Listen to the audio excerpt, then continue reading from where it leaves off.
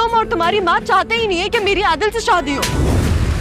मुझे नहीं पता उसको हॉस्पिटल लेके जा रहे, कहाँ लेके जा रहे, लेकिन भाई की जरूरत है। आदिल को मुझसे मोहब्बत हुई है, तुमसे नहीं हुई है। और पप्पा बिल्कुल ठीक कह रही थी और वो आपकी जायदाद पे कब्जा कर लेंगी। मुनव्वर को कुछ हो गया है। मुझे तुम्हारी बात सरमद से फिक्स हो गई है तो मुझसे मोहब्बत क्यों की? मैं घर छोड़ के नहीं भागी थी, मुझे पप्पू ने डराया था। मैं जब मुनव्वर से शादी कर लूंगी तो वो मुझे जान से मार देंगी। ज़ारा ने सारा में इतना एतमाद तो पैदा कर दिया है, अब वो खुद मज़हर साहब के पास आकर उसे बताएगी कि वो उस रात भागी नहीं थी, बल्कि रक्षी और फुप्पो ने इस कदर डराया और धमकाया था और कहा था कि मुनव्वर उससे शादी करने के बाद उसे ख़त्म कर देगा और मज़हर साहब की पूरी जायदाद पर उनका कब्ज़ा हो जाएगा।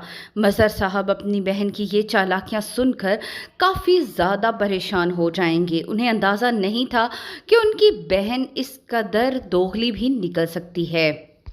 सारा पर जैसे ही ये हकीकत खुली है कि आदिल उससे नहीं बल्कि ज़ारा से बेइंतहा मोहब्बत करता है, वो अपनी बहन से नफरत करने लगी है। फरहत ये तो जान ही चुकी थी कि आदिल ज़ारा से मोहब्बत करता है, सारा से नहीं। इसीलिए पहले ही उसने सारा को भड़का दिया कि तुम्हारी बहन और तुम्हारी माँ तो चाहती ही नहीं है कि तुम्हारी आदिल से शादी हो। मैं तो पहले ही तुम्हारी और आदिल की शादी करवाना चाहती थी। और जैसे ही आदिल ये इजहार सारा के सामने करेगा कि वो ज़ारा से बेइंतहा मोहब्बत करता है, अगर उसकी और सरमद की बात तय हो चुकी थी तो उसने उसे क्यों बताया, क्यों उसकी मोहब्बत को इस कदर आगे लेकर गई। जैसे ही सारा ये सारी हकीकत अपने कानों से सुनेगी तो उसे और ज़्यादा गुस्सा आएगा। वो तो अब तक यही समझती आई थी कि सरमद ज़ारा से मोहब्बत करता है और दोनों की शादी भी हो जाएगी। जहाँ तक शाजिया का ताल्लुक़ था वो भी यही समझती थी और यही कहती आई थी, मगर किसी को भी ये अंदाज़ा नहीं था कि ज़ारा आदिल की मोहब्बत में गिरफ़्तार हो जाएगी। दूसरी तरफ मुनव्वर को उस वक्त अच्छा खासा धचका लगेगा जब वो लड़की मुनव्वर की सारी दौलत जायदाद लेकर रफू चक्कर हो जाएगी।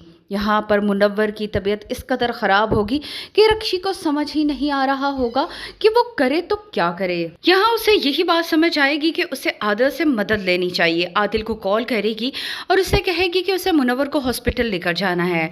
वही उसका भाई है, वही उसका रखवाला है, उसे चाहिए कि वो जल्द अज जल्द उसके पास पहुँचे। आदिल जैसे ही ये बात सुनेगा फ़ौरन ही मुनव्वर को हॉस्पिटल ले जाएगा। वहाँ जाकर हकीकत खुलेगी कि मुनव्वर एक लड़की के चक्कर में था और वो लड़की मुनव्वर का सारा पैसा लेकर भाग चुकी है। दूसरी तरफ सरमद जो कि अपने दादा को लेने के लिए आया है और अब कराची से वापस जाने को तैयार ही नहीं है। उसे लगता है कि ज़ारा को उसकी बेइंतहा ज़रूरत है। जिस तरह ज़ारा उदास है, सरमद से उसकी ये उदासी छुपी हुई नहीं है। वो ये तो जान चुका है कि कोई बात है जो ज़ारा को बेइंतहा तंग कर रही है। रक्षी तो अब सुधर ही चुकी है, फरहत को भी अच्छी खासी बातें सुनाएगी कि वो क्यों दूसरों की ज़िंदगियों को ख़राब कर रही है। पहले उसने सारा की ज़िंदगी ख़राब की और अब अपने बेटे आदिल का घर भी नहीं बसने दे रही। फरहत तो हर तरफ से घिर चुकी है और अंदाज़ा नहीं था कि उसकी अपनी ही औलाद अब उसके खिलाफ हो चुकी है। वीडियो पसंद आई तो वीडियो को लाइक कर दी, चैनल पे नए हैं तो जल्दी से हमारे चैनल को सब्सक्राइब भी कर